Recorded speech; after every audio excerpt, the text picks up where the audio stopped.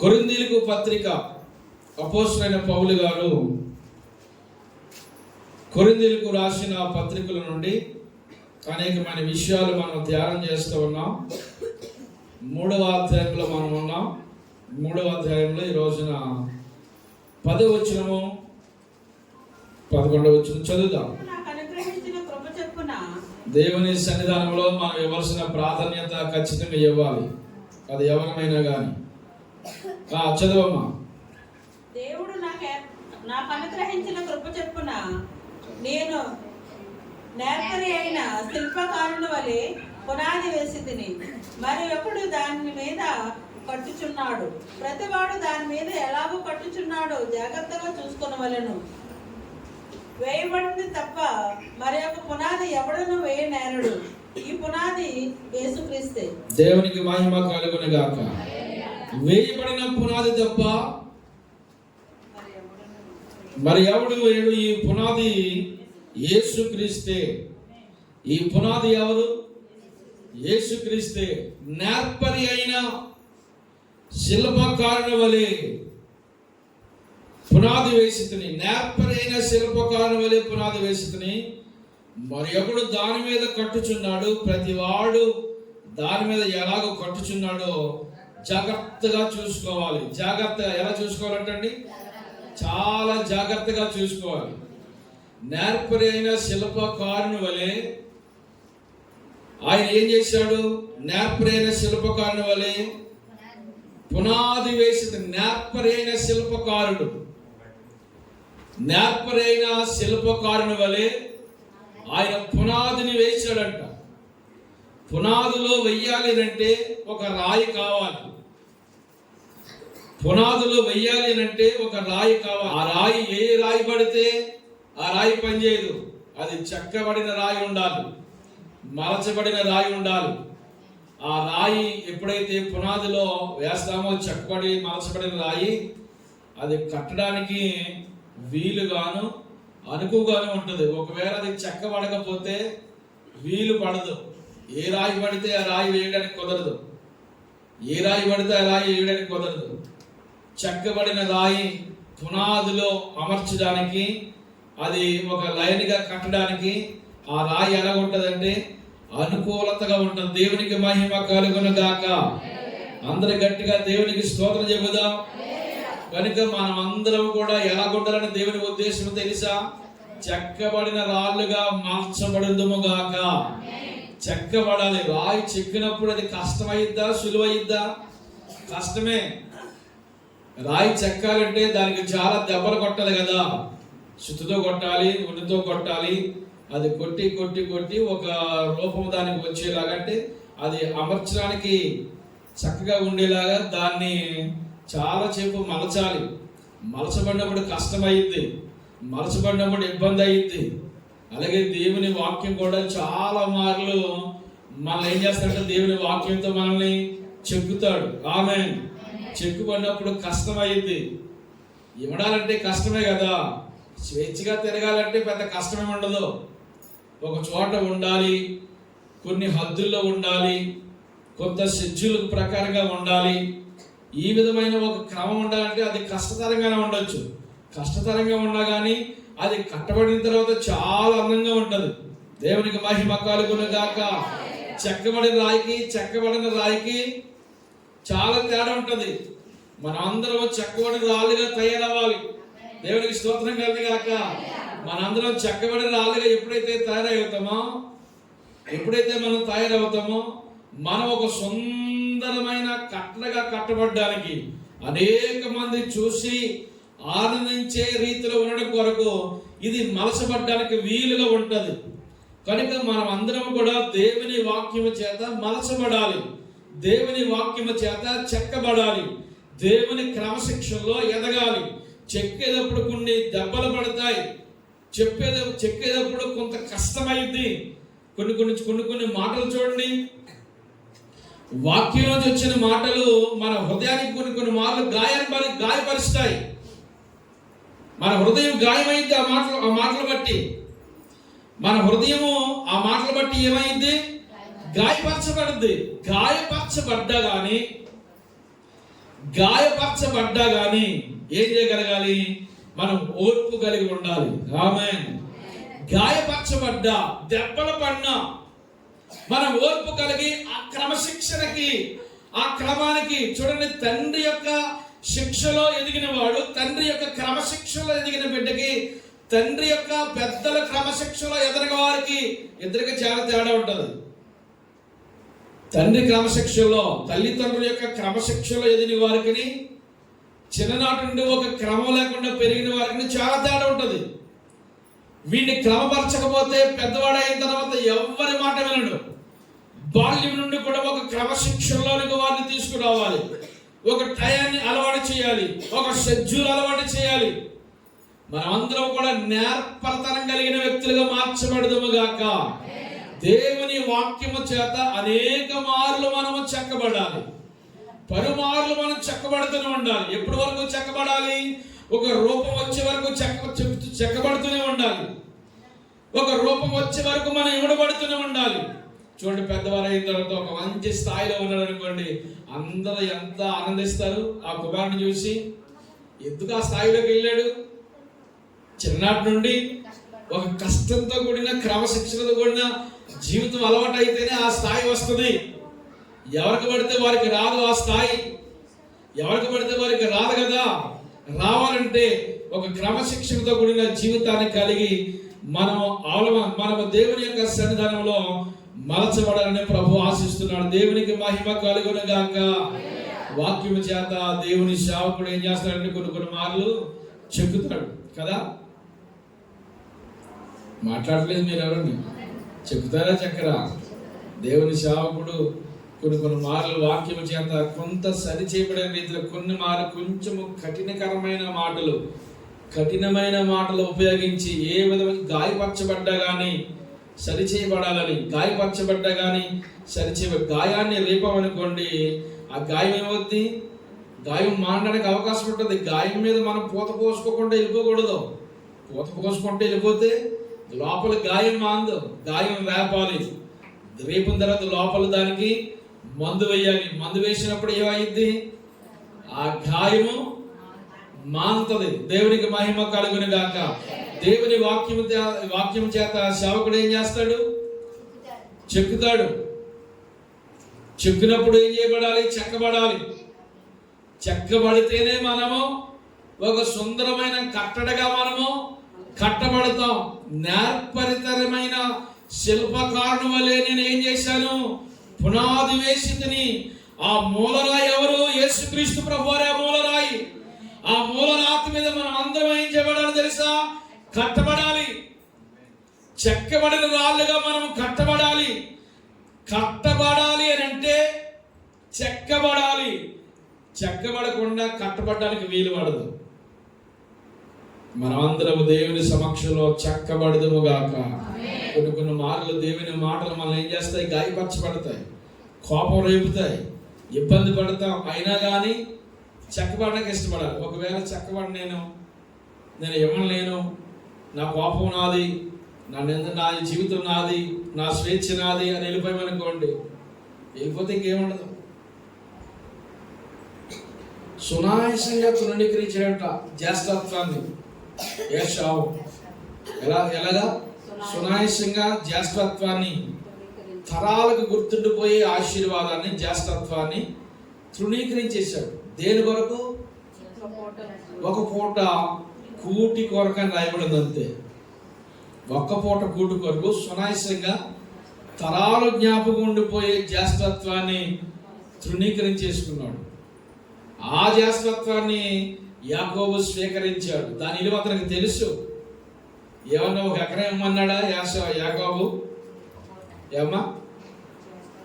యాకోబు యాసావుని ఒక ఎకరం భూమి నాకు ఇయ్యి, నీకు నా ఆహారం పెడతాను, లేకపోతే నాకు ఇంకొకటి నీ దగ్గర ఉన్న ఏదైనా విలువైన వస్తువు ఇయ్యి, ఇది నీకు పెడతానన్నాడా? ఏం అనలేదు. జ్యేష్ఠత్వపు హక్కునిమ్మన్నాడు అంతే. అదేం చేసుకుంటాడు అతను? అదేమైనా కూడు పెడద్దా? అదేమైనా ఉపయోగపడద్దా? కానీ దాని వెనకాల ఉన్న ఆశీర్వాదం యాకోబుకు తెలుసు. స్తోత్రం కలుగును గాక. ఆ ఆశీర్వాదము ఏశావు గ్రహించలేకపోయాడు. యాకోబు దాన్ని గ్రహించాడు కనుకనే ఆ ఆశీర్వాదాన్ని ఆయన పొందుకోగలిగాడు. కనుక చెక్కబడ్డానికి మనకి ఏముండాలి అంటే ఓర్పు కలిగి, సహనము కలిగి, దేవుని ఆశీర్వాదాలు రావాలంటే ఊరకనే రావమ్మా. దేవుని యొక్క దైవికమైన ఆశీర్వాదము రావాలంటే ఊరకనే రావు. దాని కొరకు ఎంతో ఓర్పు కావాలి, ఎంతో సహనం కావాలి. కుటుంబ ఆశీర్వాద ప్రార్థనకి రావాలి. ఆశీర్వాదాలు వద్దు, ఆశీర్వాదాలు కావాలి, కానీ కుటుంబ ప్రార్థనకి మాత్రం రారు. ఆశీర్వాదాలు కావాలి. ఆన్లైన్ పేరుకి వస్తారా? ఆన్లైన్ పేరుకి వస్తారా? ఆన్లైన్ పేరుకి రారు. ఆశీర్వాదాలు మాత్రం కావాలి. ఒక రోజు అంతా ఉపవాస ప్రార్థన పెడతానని నాకు ఆశ పడుతుంది. ఆమె ఏ ఆశ వచ్చిందమ్మా నాకు?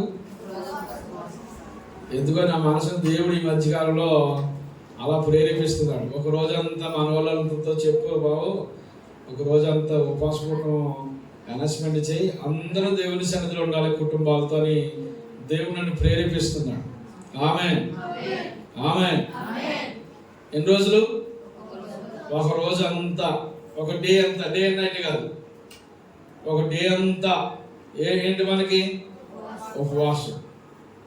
సాయంత్రం ప్రార్థన అయిపోయిన తర్వాత ఇల్లు మరలా మీరు చక్కగా భోజనం చేసేసి స్తోత్రం కానీ కాక.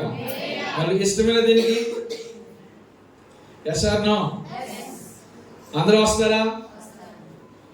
నేను డేట్ చెప్తాను మీకు. ఈ మధ్యకాలంలో ఎప్పుడు చెప్తాను. డేట్ చెప్పినప్పుడు ఆ డేట్ మీరు ఏం చేయాలి? షెడ్యూల్ వేసుకోవాలి. ఆ డేటు ఖాళీ చేసేసుకోవాలి. ఆ రోజంతా మన దేవుని సన్నిధిలో ఉండాలి. ఆ రోజంతా ప్రార్థన, దేవుని సన్నిధిలో గడపడము, దేవునితో సహవాసం చేయడానికి వేరే ఇతరత్ర పనులు మనకు ఉండకూడదు. అమ్మా, అర్థమైందా? ఇది మనం చెక్కబడ్డానికి ఒక అద్భుతకరమైన అవకాశం. ఇది తప్పించుకుని పోయివాడిని ఎవడేం చేయలేడు. ఒకరిగానే కాక ఎలా ఉండాలి? కుటుంబాలతో పిల్లల్ని కూడా తీసుకొచ్చారు. హల్లెలూయా, హల్లెలూయా. బాబాయ్, మా పిల్లలు అసలు ఉపవాసం ఉండండి, మా చిన్న అసలు ఉపవాసం ఉండదు, మా పెద్దోడు అసలు ఉన్నాడు, ఈయనకి అసలు ఆకలి ఎక్కువ. ఆకలి కలిగితే ఏం చేయాలి? ఆకలి కలిగితే ఏం చేయాలమ్మా? ఎవరికి తెలియకుండా జేబులు వేసుకుని వచ్చేసి పాస్టర్ గారు ఒక ఉంటాడు, మాకు ఒకడు స్తంభం చాటున ఉంటాడు, ఒకడు ఎవరు చూడకుండా తినేస్తాడు. అలా తినేలా ఏం చేయాలి? అమ్మా ఎలా చూడండి, నా వైపు చూడండి. దేవునికి స్తోత్రం కలుగును గాక. ఈ మాట నచ్చిందా మీకు?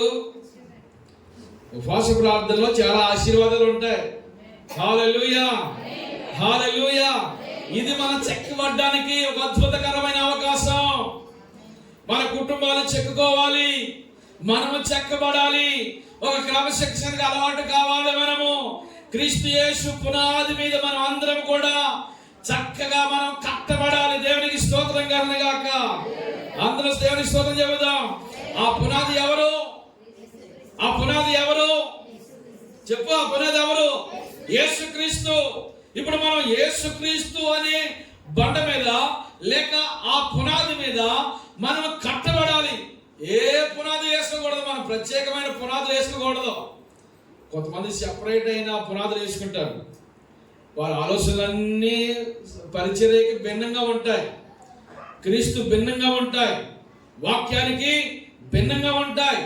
భిన్న అభిప్రాయాల మనలోకి రాకూడదు. మనమందరం ఒక క్రమశిక్షణతో కూడిన జీవితాన్ని అలవర్చుకోవాలి. ప్రభు చేత మనం మెప్పు పొందాలి. మనుషుల చేత మెప్పు పొందే జీవితం కాదు. దేవుని సన్నిధానంలో మనం ప్రభు చేత మెప్పు పొందే మనుషులుగా మార్చబడదుము గాక. మనమందరము క్రీస్తులో ఇమడాలి, క్రీస్తులో ఇమడాలి. నావహో వాడగట్టినప్పుడు కట్టడలేదా? కట్టినప్పుడు ఒక ఆబోధ వచ్చిందంట. ఆబోధ వచ్చి, నవహో ఏంటయ్యా నా సైజు చూస్తే ఎలా ఉంది, నువ్వు ద్వారం కట్టిన తిట్టావు, నేను లోపలికి దూరాలి, నేను వస్తానని తెలీదా? ఈ ద్వారం కాస్త అంతా వెడల్పు చేయి అని చాలా గాంభీర్యంగా మాట్లాడింది. అప్పుడు ఆయన చాలా సులువుగా సింపుల్గా ఆవతి గారు మీ కొరకు ద్వారాలు వెడల్పు చేయబడమండి. మీరు వాటర్లోనికి రావాలనుకుంటే మీరే సైజు తగ్గాలి. డైట్ మెయింటైన్ చేస్తారో ఫాస్టింగ్ ఉంటారో తెలియదు, కానీ మొత్తానికి లావు తగ్గి ఇందులో దూరే సైజు నువ్వు అవుతే ఇందులోకి వెళ్తావు. ఒకవేళ ఈ సైజే ఉంటానంటే ఏమవుతాయి? బయటే ఉండాలి. అప్పుడు చచ్చినట్టు ఏమైంది? సైజు తగ్గి లోపలికి వచ్చింది. దేవుని స్తోత్రం కలిగాక లోపలికి రాకపోతే ఏమైంది? బయట ఉండిపోతే అంటే ఏం చేయాలి మరి? చెక్కబడాలి. స్తోత్రం కలిగి గాక. మనము దేవుని సన్నిధిలో ఇమడాలి. దేవుని సన్నిధిలో మనము ఒక క్రమశిక్షణతో కూడిన జీవితాన్ని మనము అలవాటు చేసుకోవాలి. మన ఆలోచనలు, మన సొంత నిర్ణయాలు ఇవన్నీ విడిచిపెట్టాలి. దేవునికి అనుకూలత కలిగిన జీవితాలుగా మన జీవితం మార్చబడును గాక. దేవుని సన్నిధిలో మనం ఎలా ఎదుగుతున్నామో, ఏ విధమైన క్రమశిక్షణ మనం కలిగి ఉంటున్నామో, ఏ విధమైన భావచారాలతో ఉంటున్నామో ప్రతిరోజు మనము సరి చూసుకోవాలి. వాక్యము చేత మనము సరి చూసుకోవాలి. వాక్యము చేత మనం ఉతక స్నానం చేయబడాలి. ఏ స్నానం? ఉతక స్నానం. ఉతకడం అంటే తెలుసా? మాట్లాడలేదు. వాషింగ్ మిషన్స్ వచ్చేసినాయి. ఎప్పుడు వాషింగ్ మిషన్స్ రాకముందు ఏం చేసేవారు? ఉతికేవారు. షాకులో అయితే అని బాత్తూనే ఉండేవారు. అలా బాత్తు ఉంటే ఏమంత మురికంతానే బయటకు వస్తుంది. ఉతక స్నానం చేయబడాలి. దేవుని స్తోత్రం కలిగాక. వాక్యము చేత ఏం చేయబడాలి? ఉతకబడాలి. ఆమేన్. వాక్యం ఒక్కొక్కసారి మనల్ని ఏం చేస్తుంది తెలుసా? ఉతుకుంది. మనకు అనుకూలం కలిగిన మాటల కొరకు మనం ఎదురు చూడకూడదు. ఎంతసేపు దేవుని సన్నిధానంలో మనకు వచ్చే ఆశీర్వాదాల వైపుగా వాటి వైపు చూడకూడదు. మనం కొన్ని వాళ్ళు రాంగ్ ట్రాక్ లో వెళ్తుంటే అది సరి చేయబడిన వాక్యం చేత ఒకసారి మనం గద్దించబడుతున్నప్పుడు యేసు నామములో సరి చేయబడుదుము గాక. యేసు నామములో మార్చబడుదుము గాక. మన హృదయాలు దేవునికి అనుకూలంగా మలచబడును గాక. ఆ క్రీస్తు అనే బండ మీద మనం చక్కగా మలచబడుదుము గాక. కనుక ఆ క్రీస్తు అనే పునాది మీద మనం వేరొక పునాది వేసుకోకూడదు. వేరొక భావాలు మనకు ఉండకూడదు. చూడండి, కొంతమంది కుటుంబాల్లో ఈ కాపురంలో ఉంటుంది మనిషి ఏరే కాపురం పెడతారు కదా. తెలుసు ఏరే కాపురం అంటే? పెళ్ళి కన్నా మీ ఆయన తీసుకుని వెళ్ళిపోతారు కదా, అది ఏరే కాపురం అంటే. లేదు, మనం ఏరే వెళ్ళిపోతాం. ఇందులో పని చేయదా? ఈ కాపురం పని చేయదా? హలో, ఈ కాపురం పని చేయదా? ఈ కాపురంలో ఉండలేవా? ఈ కాపురంలో ఎవడలేవా? ఎన్న ఏమిటో పెళ్ళి అయిపోతుంది కానీ వేరే కాపురాలు అంటే ఈ కాపురంతో ఏమనలేరు. పెద్దోళ్ళ యొక్క ఆలోచనలో ఉండలేరు. వేరే కాపురం వెళ్ళమని ఎవరు చెప్పాడమ్మా? చిన్నప్పుడు చూడండి, పూర్వకాలంలో పెద్ద అయిన ఉన్నంత కాలం కూడా అందరూ ఏం చేస్తూ ఉండేవారు? ఉమ్మడి కుటుంబాలు ఉన్నాయి. ఉమ్మడి కుటుంబాలు అంటే పడతలేదు మాట. ఒకరికొకరు విడిపోతున్నారు అంటనే. ఏమంటే ముగ్గురు తోడుకోడళ్ళు ఒకే చోట కూర్చుని, ముగ్గురు అన్నదమ్ములు ఒకే చోట కూర్చుని, ఆ తల్లి తండ్రి కూడా అలా చక్కగా కూర్చుని ఒకేసారి డైనింగ్ టేబుల్ మీద లేకపోతే కింద సాఫ్ మీద కూర్చుని భోజనం చేస్తే ఎంత బాగుంటుంది.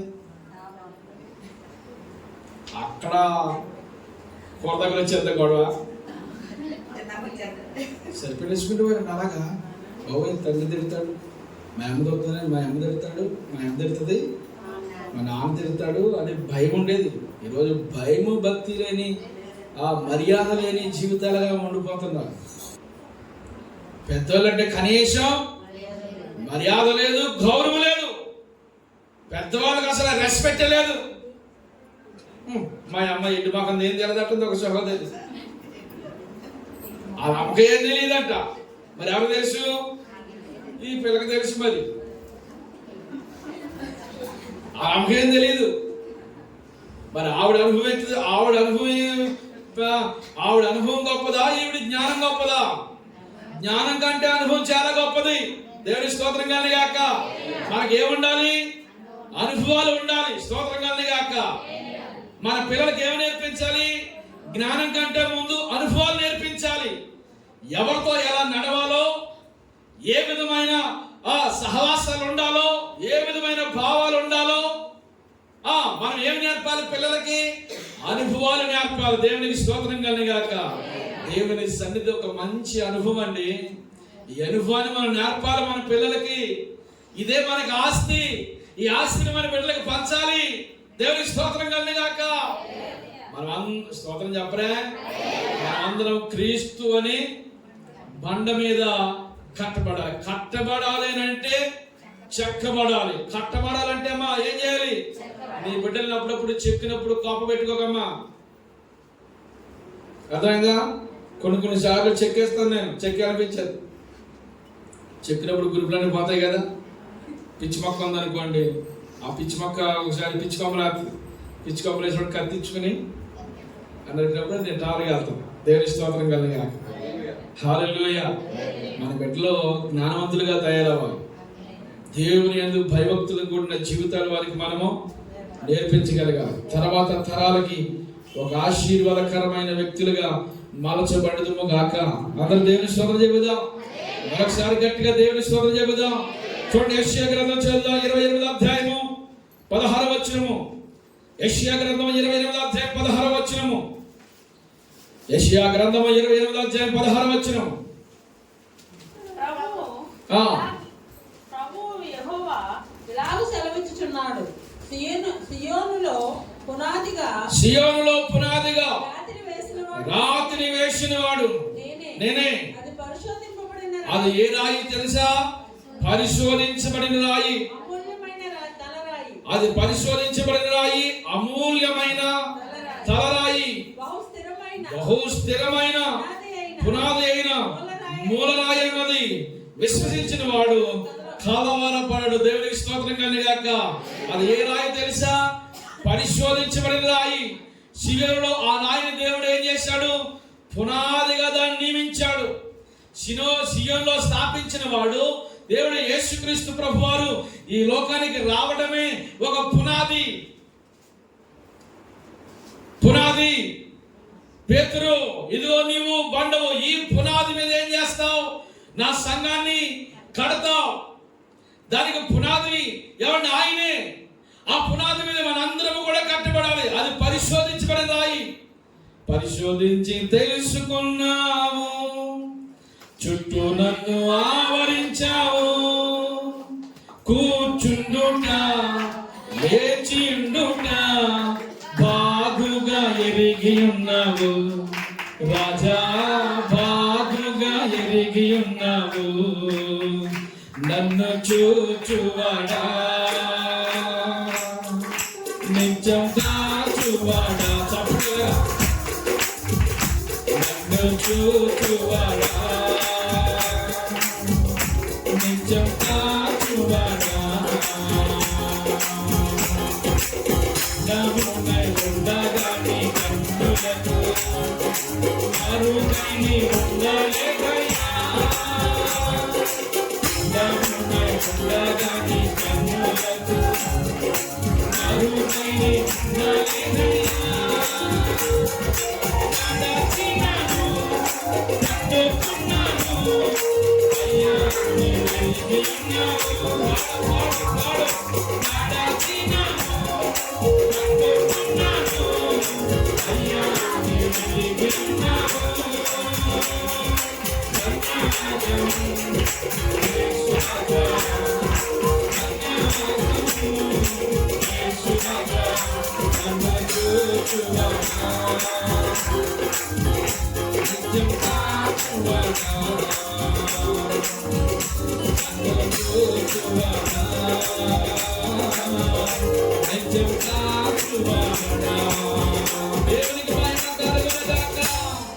హల్లెలూయా. పరిశోధించి పరిశోధించి పరిశోధించి ఆయన మనం ఏం చేశాడంటే తెలుసుకున్నాడు. నేర్పరైన శిల్పకారుని వలె ఆ పునాది మీద నువ్వు ఆ కట్టడలో ఒక చక్కగా నువ్వు అమర్చబడాలని నిన్ను ఆయన ఎన్నిక చేసుకున్నాడు.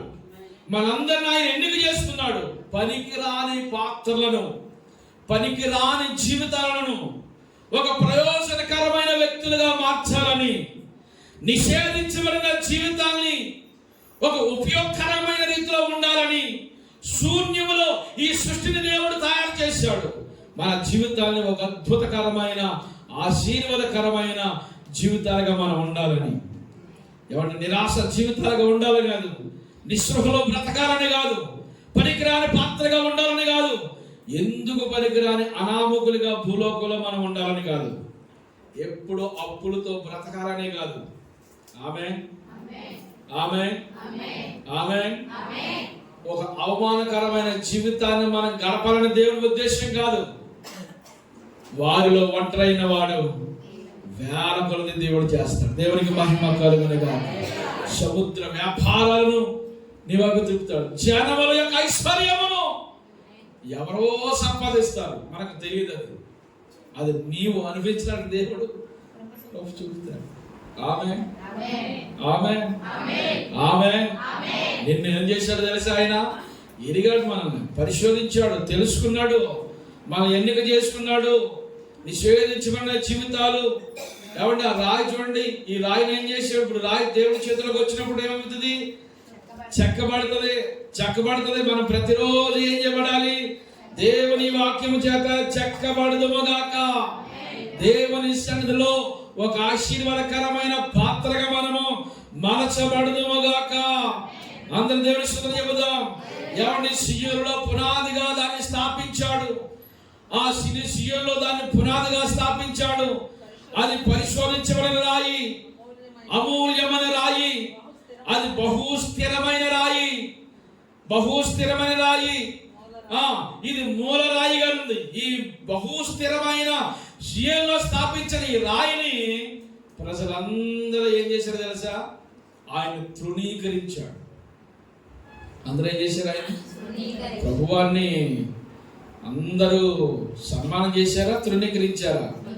చాలా మంది తృణీకరించారు.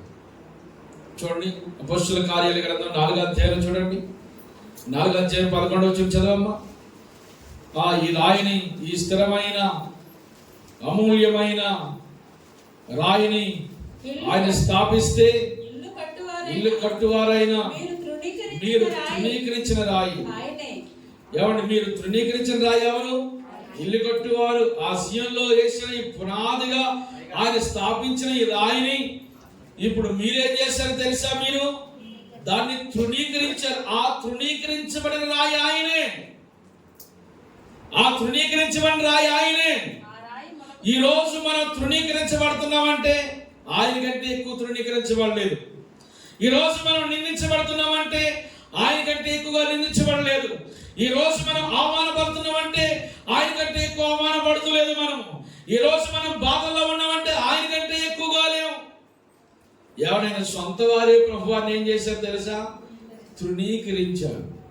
ఒక్కొక్క రోజు మనం ఎప్పుడో చెప్పాను, ఒక్కొక్కసారి మన కుటుంబస్తులే మనల్ని ఏం చేస్తారు తెలుసా? సిలివేసేస్తారు. బయట వాళ్ళు ఎవరు కాదు, ఇంట్లో వాళ్ళే నిందిస్తారు, ఇంట్లో వాళ్ళే అవమానపరుస్తారు, ఇంట్లో వాళ్ళే మన జీవితాన్ని చెంగుచెట్లు కడుతుంటారు. ఎన్నో జరుగుతాయి. అప్పుడు మనకి జ్ఞాపకం రావాల్సింది ఏంటి? వాళ్ళ మీద మనం ఆనందం కాదు, మనం జ్ఞాపకం రావాల్సింది ఏంటి తెలుసా? మన ప్రభువే మనకి జ్ఞాపకం రావాలి. దేవుని స్తోత్రం కలిగి, అయ్యా నువ్వు నా కొరకు ఎన్ని నిందలు అనిపించావయ్యా, నా కొరకు ఎన్ని అవమానాలు పడ్డావయ్యా, నన్ను ఎంతగా ఇదిగో నువ్వు ఎంతగా నువ్వేం చేయబడ్డావు? తృణీకరించబడ్డావు. ఇల్లు కట్టువారు ఆయన ఈ రాయిని ఏం చేశారు? తృణీకరించారు. ఈ రోజు ఎక్కడ మనం తృణీకరించబడుతున్నామో, ఎక్కడ అవమానపరచబడుతున్నామో దేవుడు అక్కడే మనం హెచ్చిస్తాడు. ఆమేన్. అక్కడే మన తలని దేవుడు హెచ్చిస్తాడు. మన జీవితాన్ని ఆశీర్వాదకరంగా ఉంచుతాడు. దేవునికి మహిమ కలుగును గాక. ఒక నిషేధించబడిన ఆ రాయి ఎలాగ మూలకు తలరాయి అయిందో, ఈ రోజు మనల్ని కూడా ఒక తలరాతిగా దేవుడు చేస్తాడు. ఆమేన్. నిన్ను ఒక తలగా చేస్తాడు. నిన్ను చూసి చెయ్యెత్తి నమస్కారం పెట్టి ఆ స్థాయి దేవుడు నీకు ఇస్తాడు. ఆమేన్, ఆమేన్. ఆ క్యారెక్టర్ పోషించాలి. మరి అర్థమైందా? ఆ స్థాయిని మనము పోషించాలి, ఆ డిగ్నిటీని మనం పోషించాలి. ఎప్పుడు కూడా దేవుని బిడ్డలైన మనము చాలా డిగ్నిటీగా ఉండాలి. ఎక్కడ బెండ్ అయిపోకూడదు. ఆమేన్. ఎక్కడ లొంగిపోకూడదు, ఏనికి పడిపోకూడదు. ప్రతి చిన్న చిన్న విషయాలు చాలా చీప్గా బిహేవ్ చేస్తారు. ఆ తత్వం మనలో యేసు నామములో కాలిపోవని గాక. హల్లెలూయా. ఏమంటే అధికారాలు కావచ్చు, పదవి కావచ్చు, ధనం కావచ్చు, ఉద్యోగం కావచ్చు, వ్యాపారం కావచ్చు, ఏవైనా మన వెంబడి రావాలి. మనం వాటి వెంబడి పరిగెత్తకూడదు. దేవునికి స్తోత్రం కలుగును గాక. హల్లెలూయా, హల్లెలూయా. మనం దేవుని స్తోత్రం చెప్పండి. ఒకసారి గట్టిగా దేవుని స్తోత్రం చెప్పండి. చేతులెత్తి చెప్పండి. చేతులెత్తించండి. రెండు చేతులు ఎత్తండమ్మా. పడిపోతున్నాయి చేతులు. యేసు నామములో బలం వచ్చును గాక. యేసు నామములో జీవం వచ్చును గాక. ఎండిపోయిన ఎత్తు ఇప్పుడు రెక్కడ లేపా, పక్క లేపు. ఎండిపోయిన ఎముకలకు జీవం వచ్చినట్లుగా యేసు నామములో జీవం వచ్చును గాక. అలాంటప్పుడు ఏం చేయాలి? యేసు నామములో జీవం వచ్చును గాక. హల్లెలూయా. గట్టిగా పైన ఉంచండి, పైన ఉంచండి. పైనుంచి చప్పట్లు కొట్టండి అందరూ గట్టిగా. హల్లెలూయా, హల్లెలూయా, హల్లెలూయా. మనల్ని దేవుడు ఆ స్థాయిలో ఉంచాలని దేవుడు ఆ ప్రణాళిక అది. మన ఏ రోజును కూడా నిరాశ జీవితంలో ఉండొద్దు. ఒకవేళ తృణీకరించబడినా పర్వాలేదు, అవమానపరచబడినా పర్లేదు, మన స్థాయిని మనం ఏం చేయాలి? మెయింటైన్ చేయాలి.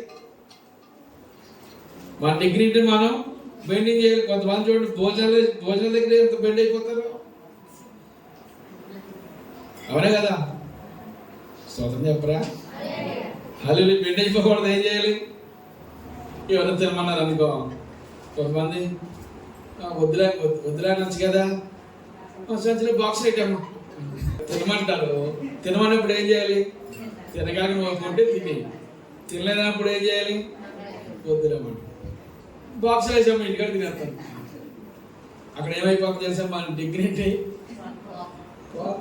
అది నీకు తెలియదు. అయితే అనుకుంటారా వాళ్ళు నువ్వు వెళ్ళిపోయిన తర్వాత అనుకుంటారు, పోతే పోవచ్చు కదా, మళ్ళీ అంత పట్టిపోతే అనుకుంటారా. అక్కడ ఏమవుతున్నాం? మనం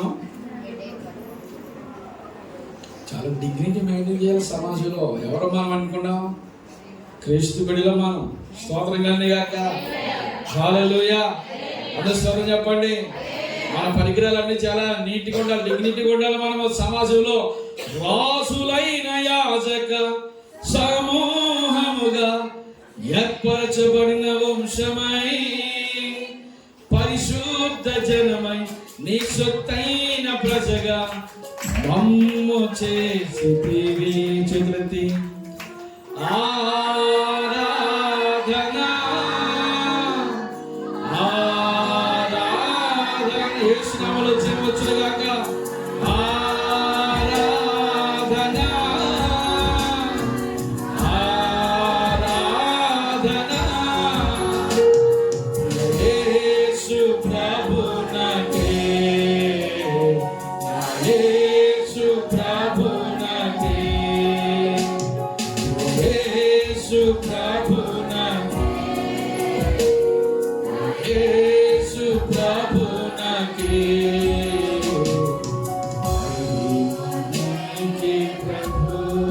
దేవునికి మహిమ కలుగును గాక. హల్లెలూయా. మీరు నిషేధించిన రాయి. చాలా మంది మనం ఏం చేస్తారు తెలుసా? నిషేధిస్తారు కదా. అందరిని పిలిచి ఒక సహోదరుని ఫంక్షన్ వెళ్ళలేదు. అర్థమైందా? ఎంత బాధ ఉంటుందో చెప్పండి. లోపలికి వెళ్ళి ఏడ్చానా మా మీకు తెలియదు. మీ ఇంటి పక్కన ఉన్న సహోదరుని పిలిచి నిన్ను పిలకపోతే ఎలాగొంటుంది? బాధ ఉంటుందా? పక్క వారికి ఇచ్చిన గౌరవం నీకు ఇవ్వకపోతే ఎలాగొంటుంది? చాలా బాధ ఉంటుంది. చాలా మనం కృంగిపోతుంటాం. వాళ్ళు పిల్లలేదు, ఏలేదు చేయలేదు, అది చేయలేదు, ఏ రోజున కృంగిపోకు. స్తోత్రం కలగా. హల్లెలూయా. మనుషులు నిషేధించారు నిన్ను. ఇల్లు ఉన్న వాళ్ళు కుక్కలాగా, లేనులకు ఒకలాగా ఇచ్చే రెస్పెక్ట్లు వేరే వేరే ఉండొచ్చు. ఎన్నన్నా ఎవరు నిన్ను పిలిచినా, ఎవరు నిన్ను పిలవకపోయినా, ఎవరిని గుర్తించినా, ఎవరిని గుర్తించకపోయినా నీ దేవుడు నిన్ను గుర్తించాడు. గట్టిగా చప్పలు కొట్టాలా, గట్టిగా చప్పలు కొట్టాలి. దేవుడి స్తోత్రం గాక. హల్లెలూయా. మన దేవుడు నిన్ను ఏ రోజు తక్కువ చేయడు.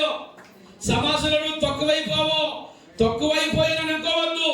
ఒకవేళ ఎవరో నన్ను తృణీకరించారు, ఎవరో నన్ను ఇలాగన్నారని ఏ రోజున మనం కృంగిపోవద్దు. నిషేధించబడిన ఈ రాయే ఒక రోజు ఏమని తెలుసా, మూలక తలనాయిపోతే దేవుని స్తోత్రం గాక. ఆ రోజున ఎవరో దిక్కుడు, నువ్వే దిక్కు అవుతావు. చప్పలు కొట్టాలా, దేవుని స్తోత్రం గాక. ఆ రోజు నిన్ను అవమానపరిచారు కదా, ఈ రోజు ఏం చెబుతుంది? ఆవిడ అవసరం నాకేంటి అనుకోకు, వాళ్ళే దిక్కు అవుతారు ఒక రోజు. అర్థమైందా? దాని అవసరం నాకేంటి, నాకు బోల్డ్ పుట్టింది, లేకపోతే బ్యాంకులో బోల్డ్ బ్యాలెన్స్ ఉంది. మా అమ్మగారి ఉద్యోగాలు అందరూ కూడా ఉన్నవాళ్ళే, నాకేం పర్లేదండి. ఒక రోజుని మా ఇంటికి ఇక్కడ అచ్చపండి తెలిసా మీకు? ఎవరన్నా ఆవిడ అవసరం ఉంటుందమ్మా మీకు? ఏమ్మా, ఆవిడ నుండి నువ్వేదైనా సహాయం పొందాలనుకుని ఎప్పుడైనా అవసరం వచ్చిందా నీకు? ఆవిడ కూడా నాకు అచ్చమ్మ నాకు అవసరం ఉంది, ఆవిడ నాకేమైనా అవసరం పడుతుందా? చెప్పండి సార్, చెప్పరండి. అవసరం లేదు నాకు, కానీ ఒక రోజు ఆవిడ దిక్కైంది నాకు. ఆవిడ దిక్కైంది నాకు. ఎక్కడ ఉండేది కదా, మన సహోదరు కొనుక్కున్నారు వస్తారు. ఆవిడ ఒక నిక్ నేమ్ ఉంది, అది చెప్తే లేదు మీకు అన్నీ అర్థం అయిపోయింది. అది చెప్తే అది చెప్పకూడదు కానీ చెప్తే. అయితే మీ ఇంటి పక్కన అక్కడ మాకు మోటార్ ఉంది కదా, కుండి ఉంది కదా, ఆ కుండి తీసుకున్నాం. జేమ్స్ అప్పటి వరకు పనిచేసి నేను ఇంటికి వెళ్ళి భోజనం చేసి వచ్చేస్తాను, ఈ లోపలికి వెళ్ళి కింద దిగి పెయింట్ వేసేయండి అన్నాడు. బ్లాక్ పెయింట్ వేస్తే నాసు పట్టదంట. మన వాటర్ ట్యాంకుల్లోనే నువ్వు తీసుకుంటా బ్లాక్ పెయింట్ వేస్తే నాసు పట్టదని మంచి సలహా ఇచ్చాడు. కుమారుడు మంచి సలహా ఇచ్చాడు కాదని నువ్వు బేగొచ్చే బాబు, ఈ లోపల దిగి నేను పెయింట్ వేసేదాన్ని కింద దిగి వేసేసాను. వేసేస్తే ఏమైంది తెలుసా, పెయింట్ వేస్తే మొహం మండిపోతుంది, ఆవిడ వచ్చేస్తుంది. మరి ఒక అర్ధగంట కానీ ఇక అలా ఉండిపోతే చచ్చినంత పని. పైకి ఎక్కడ అది అర్థమే, అది పైన ఉంది. ఈ పోయి పెద్ద మనిషి కోత నుంచి లాగేసి పక్కన నుంచి పోయాడు. వెంటనే వచ్చేస్తానని భోజనం చేసి అలసలు వచ్చినట్టు మరి అప్పటి వరకు పని చేశాడు కదా, కొంచెం రెస్ట్ తీసుకొని ఇలా నడవాల్సి వెళ్ళాలనుకున్నాడు. ఆమెకి నిద్ర వేసింది. ఇందులో నేను పిలుస్తుంటే ఎంత పిలిచినా కానీ ఆ మెట్ట మధ్యాహ్నం వేళ 2 ఎంత అయినట్టుంది, ఎవరు రావట్లేదు. నాకు ఏకయ్యి ఆ నూతులు ఉండి ఎవరు తినపడుతుంది, పైనుండి కాకెట్టి తినపడుతుంది. కానీ ఎంత కేక వేసినా ఎక్కడ చూద్దాం మహాతల్లి, వాళ్ళు ఇంట్లో ఉందో మరి బయట ఉందో, ఎవరో పిలుస్తారేంటంటే అయ్యగారు వచ్చి ఇదేంటండి ఇందులో ఉంటారని నవ్వుతుంది. అమ్మ నవ్వుదిగా కానీ ముందు ఆ నిచ్చేది ఉంటుంది ఎలాగయ్యమ్మ బాబు అంటే ఎట్లా నిచ్చేసింది. బయటకు వచ్చి నా ప్రాణం తప్పలేదు, లేకపోతే ఊపిరి ఆడక నేను పీల్చే గాలి ఏమవుతుంది తెలుసా, గ్యాస్ లాగా వచ్చేసి అదే రిపీట్ అయిపోయి లోనికి వెళ్ళిపోతుంది పెయింట్. ఆవిడకి లోపలికి ఊపిరి పీల్చుకుంటే లోపల మంట వచ్చేస్తుంది, అలా తయారైపోతుంది. చాలా భయంకరం. అప్పుడు నాకు ఆవిడే ఆ రోజు దిక్కయింది. ఆవిడే నా ప్రాణమే కాపాడింది. దేవుని స్తోత్రం కలిగాక. హల్లెలూయా. నీ అవసరం నాకేటమ్మా అనుకున్నానా? అనుకుంటే ఏమవుద్ది? అలాగే అనుకోకూడదు మనం ఎప్పుడూ. అర్థమైందమ్మా? అర్థమైందా? ఎవరిని కూడా నీ అవసరం నాకేటమ్మా, ఏంటి నువ్వు వస్తే ఎంత రాకపోతే ఎంత ఏంటి అని ఏ రోజు మనం అనుకోకూడదు. ఎవరినైతే తృణీకరిస్తామో వారే మనకి దిక్కు అవుతారు. దేవుని స్తోత్రం కలిగాక. హల్లెలూయా, హల్లెలూయా, హల్లెలూయా. ఎవరిని చెందనాడొద్దు, ఎవరిని నిందించవద్దు, ఎవరిని తృణీకరించొద్దు. మన దేవుడు మన జీవితానికి ఏది నేర్పిస్తున్నాడో ఆ భావంలో మనం ముందుకు వెళ్ళాలి. ఆయన ఎంతగా తృణీకరించబడినా బదులు ఒక్క మాట ఎవరిని అనలేదు. ఈ రోజున ఆ నామం ఆ కింద వచ్చిన చదవమ్మా, ఆ కింద వచ్చిన చదవమ్మా. ఇప్పుడు చదవ కదా, అపోస్తలుల కార్యాలు 4:11 వచ్చిన కింద వచ్చిన చదవాలి. ఆ రాయి మూలకు తలరాయి, ఆ రాయి మూలకు తలరాయి ఆయను. మరి ఎవరి వలన రక్షణ కలగదు, మరి ఎవరి వలన రక్షణ కలగదు. ఈ నామంలోనే మనకి మనము రక్షణ పొందవలని ఆకాశం క్రింద మనుషులలో ఇవ్వబడిన ఏ నామంలోనూ మనకి రక్షణ పొందలేము. దేవునికి స్తోత్రం కలుగును గాక. అందరు గట్టిగా దేవుని స్తోత్రం చెబుదాం. హల్లెలూయా, హల్లెలూయా. ఈ రోజున ప్రపంచానికి దిక్కెవరో తెలుసా? యేసుక్రీస్తు ప్రభువే దిక్కయ్యాడు. ఆ నామంలోనే మనకి రక్షణ దొరుకుతుంది. ఆ నామాన్ని ఏం చేశారు? సమాజము ఆనాడు తృణీకరించారు, ఆనాడు హేళన చేశారు, హీనంగా చూశారు. ఇప్పుడు ఆ నామంలోనే మనకి ఏం దొరుకుతుంది తెలుసా? రక్షణ. సమస్త వంశములు ఆయన ద్వారానే ఆశీర్వదించబడుతున్నాయి. ఇప్పుడు మన పాపానికి పరిహారం కావాలంటే యేసు రక్తంలోనే మనకి విడుదల దొరుకుతుంది. దేవునికి మహిమ కలుగును గాక. నిషేధించబడిన రాయి ఇప్పుడు మూలకేమైంది? తలరాయి. ఇప్పుడు మన దగ్గరికి వస్తే మనం కూడా నిషేధించబడ్డామా? మనం కూడా నిందల పాలవుతున్నామా? యేసుక్రీస్తు ప్రభువుని జ్ఞాపకం చేసుకోవాలి. ఆయన వెంబడించిన మనము కూడా ఆయన కూర్చుండు స్థలంలో నీకు కూడా ఏం చేస్తాడు తెలుసా? స్థానం ఇస్తాడు.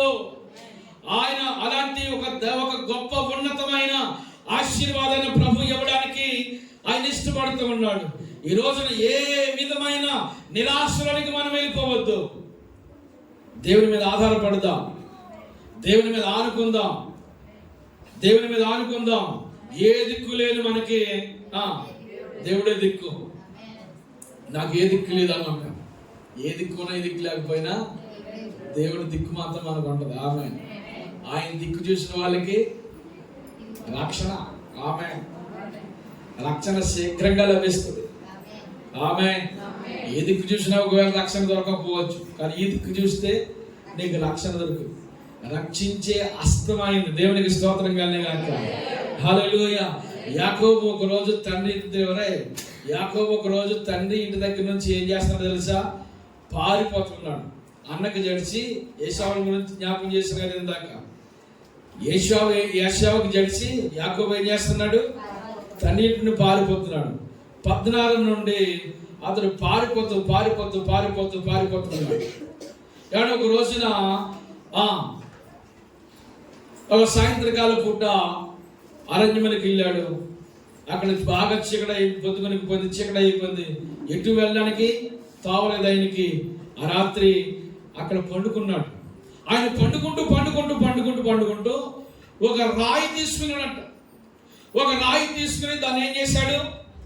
తలగడగా చేసుకున్నాడు. తలగడగా చేసుకుని ఆనుకుని పడుకున్నాడు.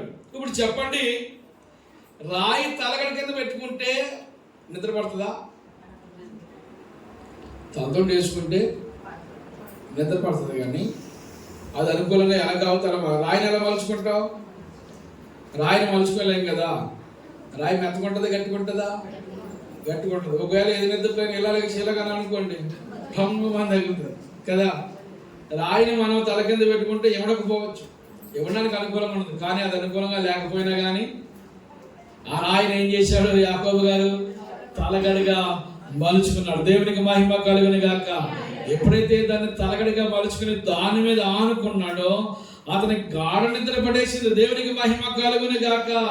ఎప్పుడైతే నిద్ర పట్టిందో ఆ నిద్రలో ఒక కళ వచ్చింది ఆయనకి. కళ వస్తే ఆ కళలో ఈ కళ అతనికి ఒక పెద్ద నిచ్చెన కనపడింది. దాని కొనెక్కడ ఉంది? ఆకాశం అంటుకుని ఉంది. ఆ తర్వాత ఇంకా ఎవరు కనపడుతున్నారు ఆయనకి? దేవదూతలు కనపడుతున్నారు. దేవదూతలు ఏం చేస్తున్నారు? ఎక్కుతా ఉన్నారు. ఎక్కుతా దిగుతున్నారు. దానికి పైగా ఒక ఆయన ఏం చేస్తున్నాడు? దానికి పైగా ఒక ఆయన అభయమస్తం ఇచ్చినట్లు కనబడుతుంది. చదవండి ఒకసారి, వాక్యం చదవండి. ఆదికాండము 28వ అధ్యాయంలో చాలా మంచి విషయాలు ఇక్కడ రాయబడి ఉన్నాయి. 28వ అధ్యాయం 10వ వచనం చదవండి. ఆదికాండ గ్రంథంలో యాకోబు 28వ అధ్యాయము 10వ వచనం చదివితే, యాకోబు బెర్షెబా నుండి బయలుదేరి బెర్షెబా నుండి బయలుదేరి హారాను వైపు వెళ్ళుచు హారాను వైపుకు వెళ్ళుచు ఒక చోట చేరి ఆ. ప్రొద్దుకూకునందున ఆ. అక్కడ ఆ రాత్రి నిలిచిపోయి ఆ. ఆ చోట రాళ్ళలో ఒకటి తీసుకుని ఆ చోట రాళ్ళలో ఒకదాన్ని తీసుకుని తనకు తలగడగా వేసుకుని పండుకొనెను. అప్పుడతడు ఆ. ఒక కల కనెను. కలకనెను. అందులో ఒక నిచ్చెన కలకన్నాడు. ఆ కలలో అతనికి నిచ్చెన కనపడుతుంది. భూమి మీద నిలపబడి ఉండెను. దాని కొన ఆకాశం అంటెను. దాని మీద దేవుని దూతలు ఎక్కుచూ దిగుచుండిరి. ఆ. మరియు యెహోవా దానికి పైగా నిలిచి, నేను నీ తండ్రి అయిన అబ్రహాము దేవుడను. దేవుడు దానికి పైగా నిలిచి, దేవునికి స్తోత్రం కలుగాక. ఈయన కనబడి ఏంటి? కలలో ఒక నిచ్చెన కనబడింది. దేవదూతలు కనబడుతున్నారు. దేవదూతలు ఎక్కుతా దిగుతా ఉన్నారు. దానికి పైగా దేవుడు నిలిచి చెప్తున్నాడు. ఏం చెప్తున్నాడు? నేను నీ తండ్రి అయిన అబ్రహాము దేవుడును, ఇస్సాకు దేవుడును, యాకోబు దేవుడైన యెహోవాను. నీవు పండుకొని ఉన్న ఈ భూమిని 15వ వచనంలో నేను నీ తండ్రి అయిన దేవుడిని యెహోవాను చెప్పి, ఇదిగో నేను నీకు తోడై ఉండి నీ వెళ్ళు ప్రతి స్థలమందు నిన్ను కాపాడుచు ఈ దేశమునకు నిన్ను మరలా రప్పించేదను. నేను నీతో చెప్పినది నెరవేర్చు వరకు నిన్ను విడువను అని చెప్పగా దేవునికి స్తోత్రం కలుగాక. నేను దేవునికి స్తోత్రం చెప్పాలా? నేను నీతో చెప్పినది నెరవేరు వరకు నిన్ను విడువను, ఎడబాయను. ఎంత అద్భుతకరమైన మాట! ప్రాణభయం చేత దిక్కుతోచని రీతిలో అబ్రహాము పారిపోతున్న యాకోబు పారిపోతున్న యాకోబునకు దేవుడు దిక్కయ్యాడు. దేవుని స్తోత్రం కలగాలి. ఒక రాయి తీసుకున్నాడు, రాయి మీద ఆనుకున్నాడు. యాకోబు రాతి మీద ఆనుకున్నాడు. యాకోబు యొక్క చరిత్ర మారిపోయింది. ప్రపంచానికి యాకోబు ఆశీర్వాదకరంగా అయిపోయాడు.